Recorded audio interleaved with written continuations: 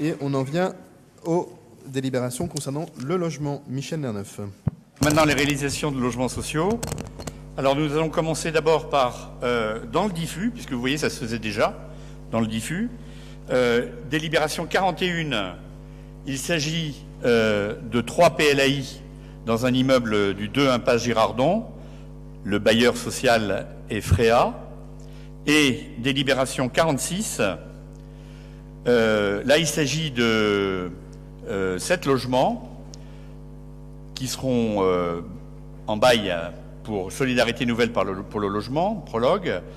Donc 2 PLAI 32 rue Lagoite, 1 PLAI 35 rue Mira et 75 rue Doudoville, 4 PLAI. Alors quelle est l'origine de ces logements, notamment ceux de SNL? Ce sont des logements qui, à un moment ou à un autre, ont été achetés par la CEMAVIP dans le cadre de l'opération Château Rouge. Et puis en réalité, par la suite, l'immeuble a été conservé parce que l'immeuble a pu s'en sortir. Et donc, il y a quelques lots simplement qui avaient été achetés par la CEMAVIP. Et donc, l'idée, c'était de les revendre à un bailleur social qui puisse les gérer. Et donc, là, c'est toujours un coût pour la ville de 0,18 millions. Je continue avec la délibération 42. Et ce coup-ci, à côté de la présidente des logis, je présente donc le projet du 44-46 rue Véron et 28 rue Le Pic, qui est à la fois une construction neuve et une réhabilitation. La construction neuve, c'est la partie qui est sur la rue Le Pic, et la partie qui est rue Véron est réhabilitée, une lourde réhabilitation, qui permettra de créer 6 PLAI et 5 logements plus. Et l'ensemble pour 1 million de subventions de la ville de Paris, plus les garanties des prêts. Je continue avec le 17 rue de la Chapelle, programme de la RIVP, qui sera un programme complémentaire d'un autre programme, EFIDIS, qui sera au 21 rue de la Chapelle. En réalité, quand on dit 17 et 21 rue de la Chapelle, c'est en réalité au fond de la parcelle. Et donc, ces deux immeubles, enfin ces deux projets, retrouveront une autre adresse qui sera au bout de l'impasse de la Chapelle. C'est par l'impasse de la Chapelle que l'on entrera dans ces immeubles qui sont le long de la voie. Alors, dans le programme du 17 rue de la Chapelle, il y a 57 plus pour étudiants, donc c'est du logement étudiant, et 57 PLS pour jeunes chercheurs. Le tout pour un coût pour la ville de subvention de 5,3 millions. Alors, je précise que c'est dans cet immeuble-là, dans ces immeubles, aussi, voici une autre vision du projet architectural, pour lequel le concours d'architecture a eu lieu. Il est prévu aussi de créer un dojo, et ce dojo est une des solutions que nous avons cherché à trouver pour permettre la réinstallation du dojo qui est actuellement au 21 rue de la Chapelle, ou sous la responsabilité de M. Lecaer. En réalité, nous lui avons fait 2 propositions, soit une réinstallation définitive à peu près à l'endroit où il était, pas très loin, au 17 rue de la Chapelle, dans le programme de la RIVP, soit une réinstallation dans le 38-40 rue de la Chapelle, programme de Paris Habitat, dans lequel il y a la construction de logements sociaux, mais il y a aussi une ancienne grange qui était là et qui pourrait tout à fait être réhabilitée pour permettre cette réinstallation. Évidemment, se pose entre-temps le problème de son installation provisoire, puisqu'il devra partir avant, évidemment, que le dojo définitif soit fini. Et donc, nous sommes en train de rechercher, avec la SNCF et RFF, des locaux vacants. Je passe ensuite aux 2-4 rue Caillé et 8 boulevard de la Chapelle. La rue Caillé a été entièrement refaite, à part 3 immeubles. Un immeuble qui est une véritable verrue, que nous avons essayé de racheter plusieurs fois, mais le propriétaire a trouvé toutes les combines pour le laisser dans un état détestable. C'est pas l'immeuble que vous voyez. Le deuxième, c'est un peu cet immeuble-là, qui est actuellement un foyer de travailleurs migrants, dont le propriétaire est HSF, qui est une filiale de la RIVP. Donc j'avais rencontré le HSF en leur disant, écoutez, maintenant que la rue Caillé a complètement été refaite, il faudrait peut-être que vous vous mettiez vous aussi à ravaler, etc. Et finalement, ils ont pris la décision de détruire et de reconstruire. Et ce qui permettra, actuellement, il y a 35 migrants qui habitent là. C'est plutôt des migrants un peu âgés, originaires du Maghreb, un peu le profil. Mais ces 35 sont dans des chambres communes, des chambres de 2, voire de 3. Et à la place, donc, ils vont être logés ailleurs, et sera construit à la place un immeuble donc un peu plus haut, et qui respectera surtout les alignements, puisque vous voyez, il pose des problèmes d'alignement, et qui permettra d'avoir 39 logements pour travailleurs migrants. Logement travailleurs migrants, c'est-à-dire une personne dans un logement d'à peu près 20 mètres carrés, exactement comme les étudiants ou comme les jeunes travailleurs, avec la chambre, la cuisine, la kitchenette, les toilettes et la douche. La participation de la ville, 2 millions. Je continue. 20 rue Là-Bas. Ici, il s'agit d'une réhabilitation lourde, programme de la SCIAMP, pour 12 PLS. Le choix de faire du PLS pur à la goutte d'or est volontaire parce que dans tous les immeubles que nous avons dû faire jusqu'à présent, nous étions obligés de faire que du plus. Et donc, pour équilibrer, ces 12 logements seront donc du PLS. Participation de la ville, 1 million. 32 bis rue des Trois Frères, que l'on attend depuis longtemps. Paris Habitat. Voici le projet qui a été retenu par Paris Habitat. Construction neuve, 3 PLAI, 7+, 4 PLS, participation de la ville, subvention de 0,36 millions d'euros. 8 impasse de la Grosse Bouteille. Pour ceux qui ne savent pas où est la Grosse Bouteille, elle est pas très loin dans la rue du Poteau, entre le Franprix et la rue Championnet. Donc là, un immeuble préempté pour Paris Habitat, 7 PLAI, 3+, 3 PLS, participation de la ville, 0,7 millions. 25-29 Lamarck, 14-16 Becquerel, Paris Habitat. Alors vous allez me dire, qu'est-ce que ça vient faire là? Puisque c'est déjà Paris Habitat. Seul problème, c'est que jusqu'à présent, c'est du loyer libre. Ça faisait partie des anciens PLI, si vous voulez. Et donc, il a été décidé de conventionner tous ces logements pour en faire, donc on va conventionner ces 81 logements, et de là sortiront 21 PLAI, 36+, et 24 PLS.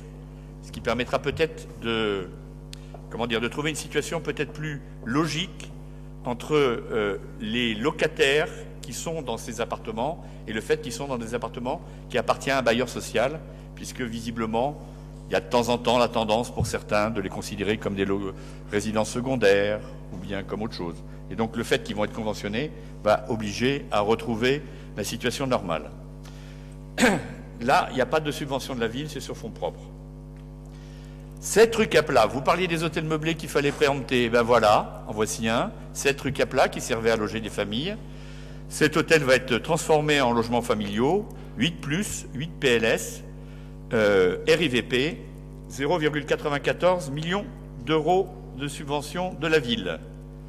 3 rue du Baigneur, 2 impasse Perse, RIVP, programme de 15 PLAI et 15+, pour 1,5 million d'euros. Participation de la ville. 52 rue Custine, préemption, Paris Habitat, pour 12 PLAI, 16+, 12 PLS. Montant de 1,9 million. 11 rue Sophia, ce terrain vague que l'on voit depuis, je pense, 5 ans, 6 ans. Tout ça parce que l'entreprise qui a été prise par la SCIAMP a fait faillite une fois. Ils en ont pris une deuxième, qui a fait faillite une deuxième fois. Et donc maintenant, enfin, le projet va sortir. Et là, on a droit à 5+. Attends, je vais finir toutes les délibérations. 5+, donc, dans cette rue Sophia qui mène du boulevard Barbès à la rue de Clignancourt.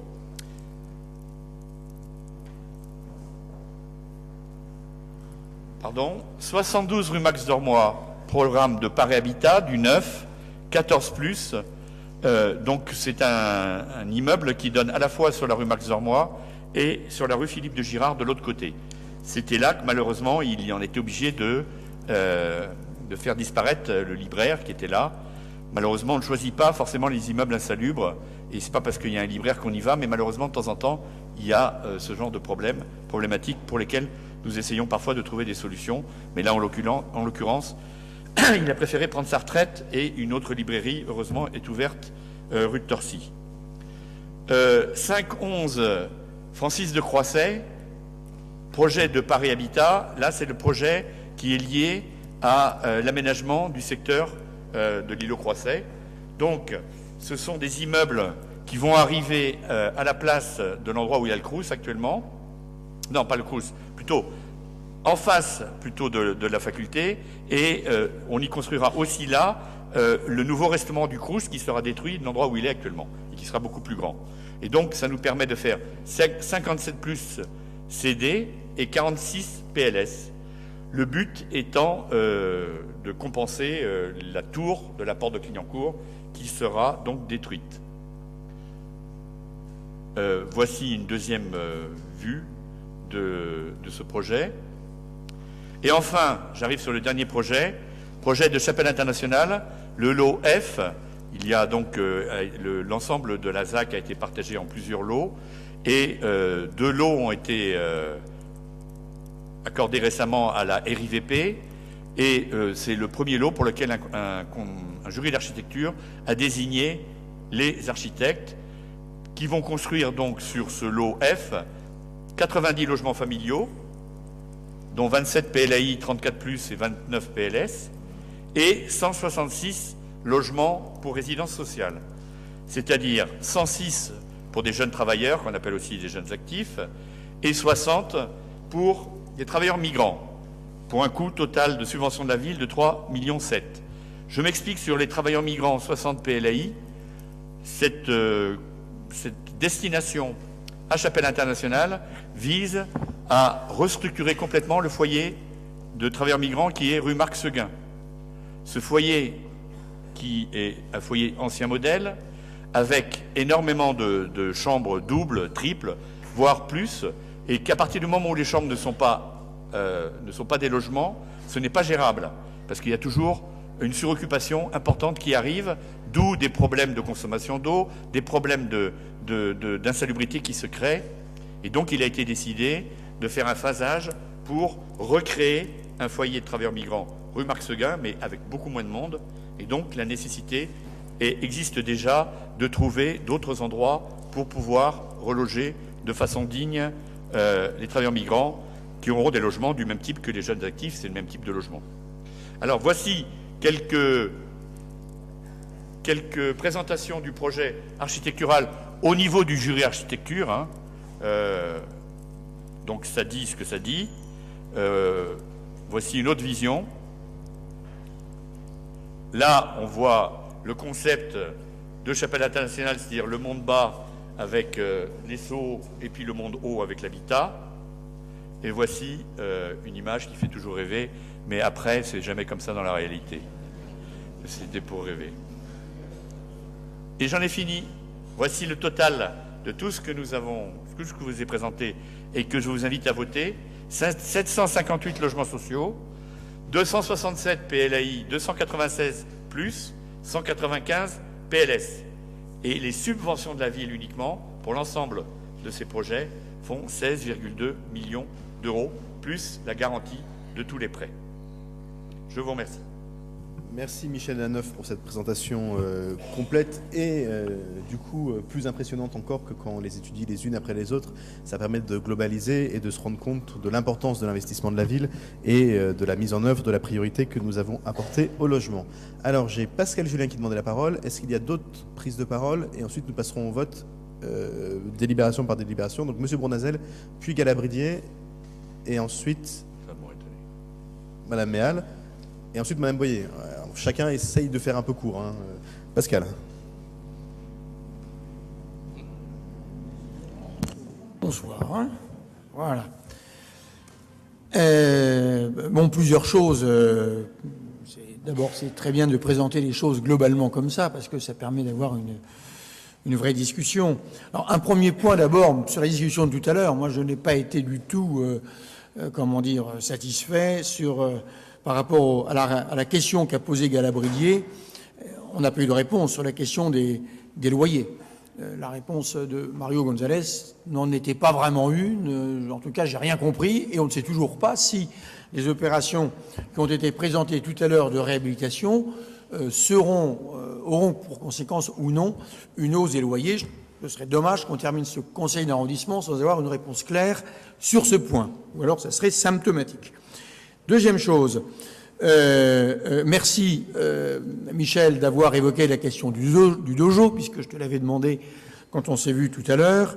Et là, pour le coup, je suis satisfait de la réponse. Troisième point, à regarder défiler les diapos, mais on ne voit pas tout, et voilà. J'ai été un petit peu rassuré sur la question des hauteurs, c'est-à-dire je n'ai pas vu trop de dents creuses qui allaient être comblées. Je n'ai pas vu non plus d'immeubles qui allaient être surélevés. Voilà. Donc, est-ce que tu pourrais néanmoins dire, si tu le sais, les adresses où la réalisation va se traduire par un comblement total ou partiel de dents creuses qui préexistaient? J'ai vu un petit peu peut-être sur du côté de la rue Caillé, peut-être sur le boulevard Chapelle, je ne sais pas si... Voilà. Enfin, si tu pouvais préciser ça. Voilà. Ce n'est qu'une question, mais une question, bien sûr, qui, en arrière-pensée, manifeste le souci des écologistes de garder une ville aérée qui ne se termine pas par des rues foutues comme des corridors. Voilà. C'est tout. Quatrième question, formidable, évidemment, tous ces logements. Est-ce que l'on sait est-ce que l'on sait par combien de populations nouvelles cela va se traduire? Est-ce que l'on est capable de dire, à peu près, évidemment, avec une fourchette, le nombre d'habitants supplémentaires qui vont vivre dans ces quartiers grâce à notre action? Alors, je suppose que oui. Là aussi, comme pour la question des loyers, ce serait quand même étonnant de sortir de ce conseil d'arrondissement sans avoir une réponse précise à cette question précise. Parce que, pour le coup, la question que je pose en entraîne d'autres. Est-ce qu'on peut aujourd'hui être sûr qu'il y aura suffisamment de crèches, d'écoles primaires, primaires, de collèges, pour les enfants qui n'habitent pas encore là, mais qui vont y vivre? Est-ce que l'on sait, est-ce qu'on est sûr qu'il y aura assez d'équipements sportifs, d'équipements culturels? Et puis, excusez-moi d'un gros mot, parce qu'on en entend trop rarement parler, est-ce qu'il y aura les espaces verts en conséquence? Est-ce que parce qu'on augmente le nombre de populations dans ces quartiers, est-ce que le nombre d'espaces verts va augmenter? Ou est-ce qu'on va voir encore disparaître des bois dormois? Bois dormois, 1500 mètres carrés, menacés de disparition. Il y a aujourd'hui quand même une grosse mobilisation, une nouvelle pétition, des discussions ont commencé, continueront-elles? Voilà, il y a des tensions sur les espaces verts. Je prends bois dormois simplement comme exemple. Alors voilà, oui, faisons du logement, mais en conservant, voire en améliorant la qualité de vie des gens qui vont y vivre. Et la qualité de vie, c'est de ne pas vivre dans des rues corridors, c'est de vivre en ayant accès à toutes les étapes de la scolarité, c'est de vivre en ayant accès à tous les équipements culturels, sportifs, etc. C'est de vivre également avec des espaces verts récréatifs et pas simplement quelques toits végétalisés pour le greenwashing et les propagandes électorales. Voilà, c'est cette question. C'est une inquiétude qui existe, qui est partagée. Je ne parle pas comme mon nom. Oui, on fait et je ne remets pas en question la répartition du logement social tel qu'il y avait ça, rien à dire. Mais est-ce que la qualité de vie derrière suivra? Est-ce qu'on est capable de le dire aujourd'hui? Est-ce qu'il y a des études d'impact qui sont faites? Je suppose que oui, parce que ça me paraîtrait incroyable que la ville construise du logement sans savoir ce qui va suivre. Alors, est-ce qu'on peut avoir accès à ces études d'impact si elles existent? Merci de répondre à la question, je résume, à la question du loyer, à la question des dents creuses, à la question de la qualité de vie et des équipements qui vont avec. Je propose que personne ne se mette à résumer sa propre intervention, ou alors c'était que le résumé aurait peut-être suffi. Donc on essaye d'aller, on a 1, 2, 3, 4, 5, 6 intervenants supplémentaires, on essaye d'aller à l'essentiel, et je laisse la parole à Monsieur Bournazel, puis à Madame Boyer, puis à Madame Méal, puis à Madame Bridier, puis à Yann Brossard. Oui, monsieur le maire, alors très rapidement, pour évoquer les sujets, pour le 17 rue de la Chapelle, bonne idée de pouvoir y remettre le dojo, puisque c'est une demande importante et ça sera efficace et utile. J'ai un certain nombre de questions à poser et de réflexions là aussi, très rapidement. D'abord, tout à l'heure, M. Brossat a dit nous sommes favorables à la mixité sociale. Quand on fait de la préemption, on va faire de la mixité sociale. Très bien. Mais dans ces nouveaux logements-là, pourquoi on ne fait pas de la mixité sociale par cage d'escalier? Pourquoi c'est parfois réparti d'un côté, telle catégorie, telle autre? Là, c'est l'occasion de faire de la mixité sociale par cage d'escalier. Bon, M. Brossat a considéré tout à l'heure que j'avais du mal à lire ou que je ne savais pas encore lire, mais là, il y a une contradiction. Troisièmement, je ne reviens pas sur ce qu'a dit Pascal Julien, mais je partage, et ce que je voulais dire aussi, quid des études d'impact pour les équipements, parce que c'est important, j'espère qu'on pourra avoir des réponses. Et la question qu'il pose aussi sur Bois d'Ormois est juste, c'est-à-dire que les espaces verts, c'est important aussi, et dans un quartier assez dense, on s'est privé d'un espace de liberté, d'un espace de respiration. Et puis j'ai une dernière question à Michel Nerneuf, qui concerne le logement et qui est lié à ces sujets-là. L'Observatoire de la prévention et la dégradation des immeubles d'habitation à Paris a rendu son rapport. Il a été publié par la PUR et il montre que depuis 2008, les chiffres n'ont cessé d'augmenter d'immeubles dégradés ou qui présentent des risques à Paris. Et 27% de ces immeubles sont dans le 18e. Et donc, il y en aurait 92. Je voudrais savoir où on en est au niveau du traitement de ces immeubles à risque, selon l'Observatoire de la prévention et de la dégradation des immeubles d'habitation à Paris. Merci. Merci, Madame Boyer.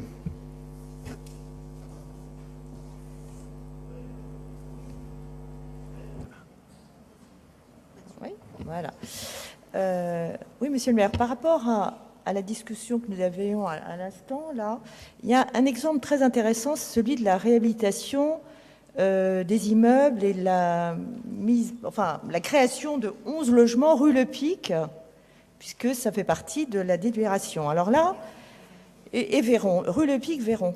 Alors là, c'est vraiment intéressant, parce qu'on a tout l'absurde de cette politique immobilière. Quand on prend les chiffres, on calcule au mètre carré, on crée 11 logements. Quand on voit le coût global de l'opération, ça fait quand même du 7 600 € le mètre carré. Pour de la production de logement social, il me semble que quand on crée du logement social sur une zone dédiée, je ne pense pas qu'on soit à ce prix-là. Je pense qu'on est plutôt, toutes les chambres de notaires le disent, vers, 4 000 pour du logement, oui, pour 2 logements, oui, de la création, bien sûr. Parce que après, quand on voit le prix au mètre carré pour la location, pour 48 mètres carrés, alors heureux, on comprend que les gens soient sur liste d'attente et se battent presque pour être sur liste d'attente et être qualifiés. Pour 48 mètres carrés, le locateur paiera 285 €. C'est-à-dire que rue Le Pic, vous aurez des gens qui ne sont pas éligibles au logement social et qui sont la classe moyenne majoritaire, qui, eux, seront sur du 30 mètres carrés à 900 €. Et à côté, effectivement, les gens qui ont eu la chance d'être qualifiés pour le logement social, 285 € par mois. Ben, vous savez, franchement, je trouve qu'il y a, si vous voulez, alors d'abord, c'est horriblement cher comme, investissement. Et je pense que ça crée vraiment de telles différences, entre ceux qui sont sur le loyer libre et ceux qui sont bénéficiaires du logement social sur des quartiers comme la rue Le Pic, notamment. Franchement, je ne sais pas si on peut même parler de justice sociale. Bien, voilà. Madame Méal. Oui, moi je ne vais pas aborder des questions trop globales sur tout ce qui vient d'être dit et le patrimoine qui vient d'être évoqué. Je voulais parler, au-delà du logement, je voulais parler des populations. Vous avez évoqué tout à l'heure la question des travailleurs migrants. C'est vrai que c'est un terme générique un terme parfois administratif, mais qui ne dit pas la réalité sociale et humaine de cette question. On parle de personnes qui sont en train de vieillir, qui sont parfois des générations qui sont en train de s'éteindre. Et souvent, on les a qualifiés, les oubliés des 30 Glorieuses. Et donc, ce sont souvent des hommes qui ont construit les routes, qui ont construit les écoles. Et donc, c'est très important qu'au-delà, je dirais, de l'aspect administratif, qu'on y regarde de plus près. Et je voudrais avoir des éléments un peu plus globaux sur tous les foyers de travailleurs migrants, parce qu'il me semble qu'il y a eu une prise de conscience et qu'il y a eu un vrai travail de désenclavement et de rénovation de ces foyers. Et j'aimerais savoir quel est le bilan actuel, à quelle étape nous sommes. La deuxième question que vous avez évoquée, c'est en effet ce désenclavement qui passe par des résidences sociales. Vous avez évoqué la possibilité de les habiter, mais aussi que beaucoup de ces travailleurs très âgés sont parfois dispatchés, c'est le terme qui convient, dans d'autres lieux. Et vous savez, la question de l'isolement pour ces personnes qui n'ont eu qu'une seule famille, c'est la communauté de travail qu'ils ont connue, parce qu'ils sont souvent venus sans leur famille. Le fait de les dispatcher, quand c'est le cas, eh bien c'est un véritable drame. Et c'est un véritable, je dirais pour beaucoup, une véritable tragédie. Donc c'est vrai que même si ça peut prendre l'apparence d'un communautarisme, mais en même temps, c'est un communautarisme de solidarité, puisque, je le redis, ces personnes vont passer les dernières années de leur vie. Alors moi, la question que je me pose, c'est que souvent, ces résidences, ça rejoint un peu ce que disait Julien tout à l'heure, c'est-à-dire quel sera le coût du loyer pour ces personnes dont on connaît très bien la modestie des revenus. Donc ça, c'est la première question. Et la dernière, donc, c'est en effet, est-ce que cette rénovation est terminée ou est-ce qu'on est encore bien loin et qu'il faut encore des années pour arriver finalement à redonner de la dignité aux habitations de ces personnes ? Merci. Non, le travail n'est pas terminé pour rendre plus de dignité, mais Claudine Bouygues pourrait en parler bien mieux que moi pour les foyers de travailleurs migrants qui ont été une des causes de la précédente mandature, et il reste encore beaucoup de travail, notamment dans le 18e, pour humaniser ces sites, et on y est pleinement engagé. C'est le cas, et peut-être que Michel Verneuf pourra donner des éléments supplémentaires sur le desserrement de ces foyers. Galabridier, puis Yann Brossin. J'ai une question et peut-être un regret concernant la réalisation des 5 logements rue de Sofia. Donc vous nous avez bien dit que le chantier, pour des raisons diverses, mais notamment de faillite des sous-traitants, avait pris donc énormément de retard. Nous votons aujourd'hui une rallonge, si je puis dire, de la subvention de la ville. C'est donc en effet, ça veut donc dire que le projet global va coûter plus cher. Ça, on n'en a pas vraiment d'informations dans la délibération. Mais ce que je voulais dire, c'est je ne comprends pas pourquoi, si rien n'est engagé aujourd'hui, nous ne construisons pas sur cette parcelle aux objectifs du plan climat. Il est indiqué que ces objectifs ne seraient ne seraient même pas recherchés et que ce sont simplement les normes de la rénovation thermique 2005 qui seraient recherchées. J'ai une interrogation et je ne comprends pas, tant qu'à faire, à rajouter des financements et à voter aujourd'hui sur le redémarrage de cette opération. Pourquoi nous ne décidons pas de le faire au maximum de la qualité d'usage de ces futurs logements? Merci. Monsieur Brossin. Oui, rapidement. Je suis quand même frappé en écoutant les interventions des élus de l'opposition par les contradictions qu'il y a. Parce que d'un côté, Madame Boyer nous reproche de faire du logement social rue Le Pic. En tant que riverain, d'ailleurs, je suis très content qu'on fasse du logement social rue Le Pic, parce que ça mettrait un peu de mixité sociale dans le quartier. Et de l'autre, M. Bournazel nous reproche de ne pas faire suffisamment de mixité sociale à l'échelle de la cage d'escalier. Donc il y a là une logique que j'ai quand même un peu de mal à comprendre. Je dois dire d'ailleurs, Madame Boyer, que j'ai été affligé par votre intervention. Affligé, je crois qu'on est plusieurs à avoir été affligés. Je suis très heureux et je crois qu'on devrait tous être très heureux qu'on fasse du logement social sur la butte Montmartre. Et les habitants que je vois rue Le Pic sont beaucoup plus tolérants et ont un esprit beaucoup plus ouvert que vous, parce que je crois qu'ils sont eux aussi très majoritairement très contents qu'on fasse du logement social dans ce quartier-là et qu'ils ne ressentent pas ça, voyez-vous, comme une injustice, mais plutôt comme une chance pour leur quartier, parce que de la mixité sociale, tout le monde en profite, y compris les classes moyennes supérieures dont vous avez parlé tout à l'heure. Deuxièmement, sur la mixité sociale à l'échelle de la cage d'escalier dont parlait M. Bournazel. Justement, les délibérations présentées par Michel Nerneuf font la démonstration que nous le faisons. Je prendrai 2 exemples. Le programme de la rue du Baigneur, pas très loin d'ici. On a mis le paquet sur le logement social et très social, puisqu'on se partage avec du plus et du PLAI.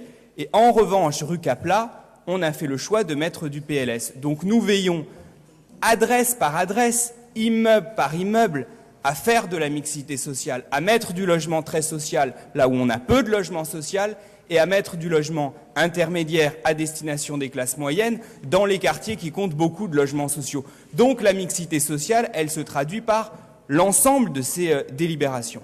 Un dernier mot sur l'intervention de Madame Méal, qui a posé des questions, je trouve, extrêmement pertinentes. La question des migrants âgés en particulier, est évidemment centrale. Nous avons un plan de traitement des foyers de travailleurs migrants qui va se poursuivre. La maire de Paris l'annoncera dans le cadre de la présentation du plan d'investissement de la mandature qu'elle présente jeudi. Mais la politique en direction des migrants âgés ne se limite pas aux foyers de travailleurs migrants. Je suis d'ailleurs convaincu que bon nombre d'hommes qui se trouvent dans ces foyers de travailleurs migrants ont vocation à en sortir et à accéder à de véritables logements. Et c'est aussi vers ça qu'on doit se diriger, et c'est aussi pour ça qu'il nous faut faire du logement social. Je salue d'ailleurs la très belle initiative de Paris Habitat qui vient de signer une convention avec l'association Hayem Zamen qui est située dans le 18e arrondissement rue de Jean. Et cette convention va permettre à des vieux migrants qui vivent aujourd'hui à l'hôtel, notamment dans le 18e arrondissement, de bénéficier de colocation dans le parc social. C'est une très belle initiative et je crois qu'elle a vocation à être encore développée. Merci. Pour conclure cet échange, Michel Nerneuf. Il y a tellement de choses. D'abord, les dents creuses, cher Pascal. Il n'y a pas de dents creuses, dans l'occurrence, qui ont été comblées, puisque généralement, on est soit dans des réhabilitations d'immeubles qu'on a préemptés, donc l'immeuble ne bouge pas, comme il était, soit à Caillé, il n'y a pas de dents creuses, à Caillé actuellement, il y a simplement un immeuble qui est qui n'est pas à l'alignement. Mais sinon, il n'y a pas de dents creuses à Caillé. Donc là, de façon très claire, à part le projet Chapelle Internationale, mais dont on a discuté déjà et ailleurs, on n'est pas dans cette logique-là du tout. Sur le nombre des équipements publics, c'est la même réponse que je vais te faire. C'est-à-dire qu'en réalité, où est-ce qu'il y a du logement de plus? C'est Chapelle Internationale et à la limite, on peut dire, mais même pas Francis de Croisset, puisqu'en réalité, Francis de Croisset sur le secteur, on va avoir X logements, mais on va avoir les 84 logements de la tour en moins. Donc on reste... le seul qui est nouveau dans l'affaire, c'est Chapelle Internationale. D'où le fait qu'il y aura une école, qu'il y aura une crèche, etc. Hein, et un gymnase, etc. Bon. Donc voilà, tous les autres projets qui ont été présentés, c'est simplement des habitants, soit qui restent, soit éventuellement qui déménagent et d'autres viennent à leur place. Sur la mixité sociale par cage d'escalier, ça a été répondu. J'arrive pas à comprendre parce que ça fait quand même 2 mandatures qu'on discute de la même chose et j'ai l'impression qu'il y a des oreilles qui n'entendent pas. Justement, la grande nouveauté qu'on avait réussi à faire dans les mandatures précédentes, c'était de faire qu'on arrête de faire l'immeuble de Bobo et l'immeuble de Prolo et qu'on fait un immeuble dans lequel Prolo et Bobo se mélangent. Et ben, c'est ce qu'on a. Voilà. Alors, de temps en temps, il y a peut-être, et moi personnellement d'ailleurs, mais j'en discuterai avec Yann, je serais assez pour pousser justement beaucoup plus de PLAI à Le Pic, Trois Frères et compagnie. Ça fait pas plaisir. Ça fait pas plaisir aux bobos qui est rue Le Pic de voir qu'il y a des prolos qui arrivent chez eux, mais comme ça fait pas plus plaisir d'ailleurs aux bobos qui se voient donner un logement cette rue Capla et qui risquent de le refuser. Rue Capla, c'est juste à côté de là où j'habite, je précise. Hein, mais on y vit très bien. Mais si on veut la mixité sociale, c'est ça. Quand les gens ils vous disent, vous m'avez donné un logement, mais vous me l'avez donné à la Chapelle, j'irai jamais rue Tchaïkovski. Eh ben d'accord, si tu vas pas rue Tchaïkovski, c'est que tu n'as pas besoin de logement. Et circuler, il n'y a rien à voir. Voilà. Bon. Sur...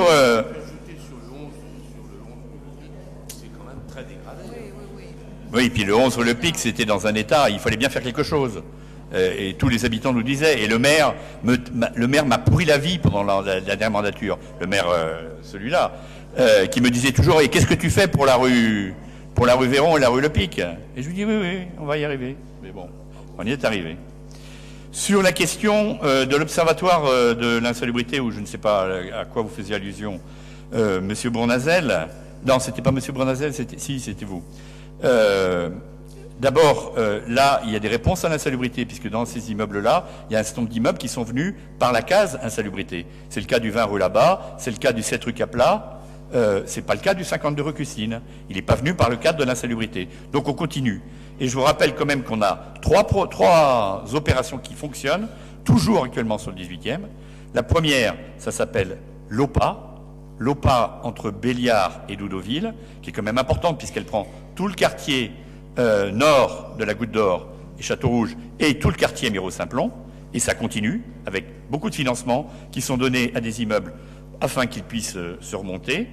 Que nous avons, deuxième machine, l'OAHD. Là, c'est un certain nombre d'adresses qui sont dans le diffus et que l'on aide à essayer de sortir de l'insalubrité. Et puis après, on a la convention Soreca. Je viens de vous signaler ce soir que nous avons rajouté un immeuble dans la convention Soreca, le passage Cracher, qu'il y a actuellement une enquête publique qui est en cours sur le 5 passage Sainte-Henriette. Tout ça, c'est des immeubles que nous allons exproprier dans le cadre de l'insalubrité. Donc nous continuons ce travail sur l'insalubrité. Je ne reviens pas sur la rue Le Pic, je pense que je n'ai assez dit. En ce qui concerne les foyers de travailleurs migrants, oui, bien sûr, je salue aussi, comme Yann, l'initiative d'Ayem Zaman et de Paris Habitat. Et d'ailleurs, il va y avoir un premier logement qui va être mis à disposition et qui sera au 46 rue de la Goutte d'Or, un F4 ou F5, je ne sais pas, et qui permettra à trois Chibani, j'allais dire, puisque c'est un peu comme ça qu'on dit, qui vivent à l'hôtel, de pouvoir vivre en colocation. Système un peu osé, hein, parce qu'il faut le faire, essayer de faire vivre des gens avec une certaine colocation, chacun sa chambre, mais les espaces communs sont communs. Donc voilà, ça demande tout un travail. Enfin, sur la rue de Sofia, moi je veux bien qu'on reprenne le dossier, mais c'est un dossier dont tout le monde en a assez. Si on veut le faire sortir, parce qu'avant, j'ai dit, il y a les problèmes d'entreprises qui ont déposé leur bilan.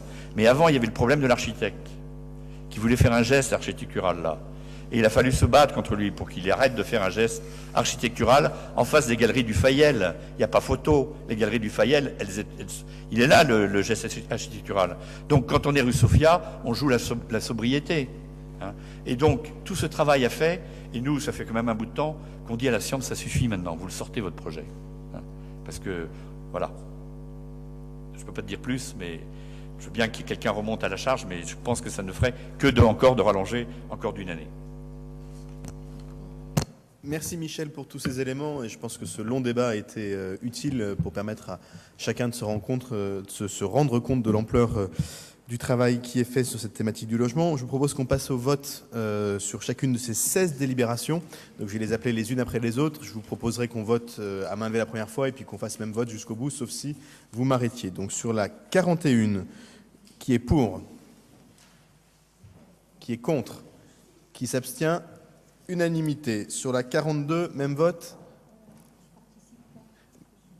Madame la présidente des logis ne participe pas au vote, mais à part ça, même vote, unanimité. 43, même vote. Non, pardon. Madame Boyer s'abstient. Ah bah oui, sur la rue Le Pic. Trop de logements sociaux sur la rue Le Pic. La 43, unanimité. La 44, même vote. La 45, même vote.